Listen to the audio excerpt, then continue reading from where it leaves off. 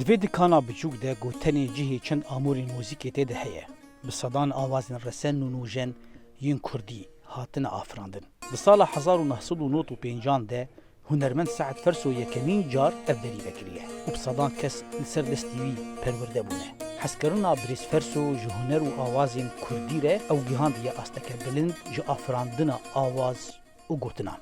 Ez yek min ji wa kesa rajê hunera Kurdî bavê serpiyê xwe û karkêjer bike û dengê xwe û dengê milletê xwe bigîne cîhanê tevayî bi paqijî bi hunera bilind yani. Di zaroktiya xwe de Ferso bi tembûra birayê xwe dest bi hunerê kir. Bû rêhevalê gelek hunermendên navdar li Rojavayê Kurdistanê û bi saya awazên wî dengê gelek stranan di nav Kurdan de belav bûn.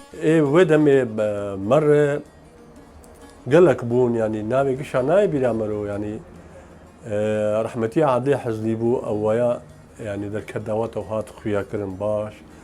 Salah Hosê bû ew jî baş hat naskirin.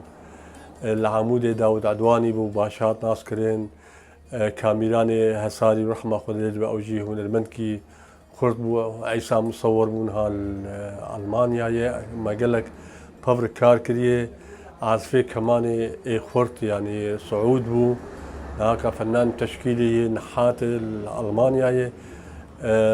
Sala 85 معرفين سعيد ريزاني شعمودي شمال حسيني او جي قالك يعودك قالك خوش واواز شيت كرن يعني دما مدى قالك هنرمند هبون وبري مجي باش هبون يعني gelek hêviyên me hene û em zanin bicîhnayê. Bi van gotinan Ferso hêviyên xwe şirove kir.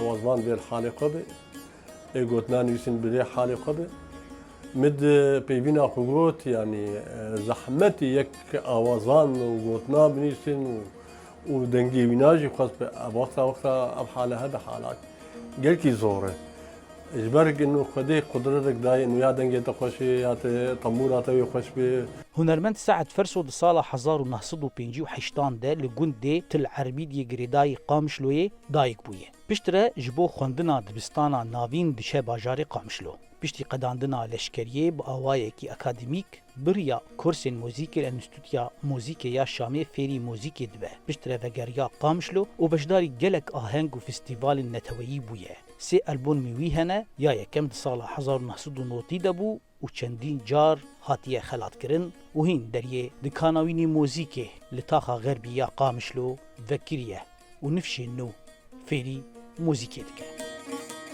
Ji bo bernama Heft Reng, zana Umer dengê Amerîka, Qamişlo.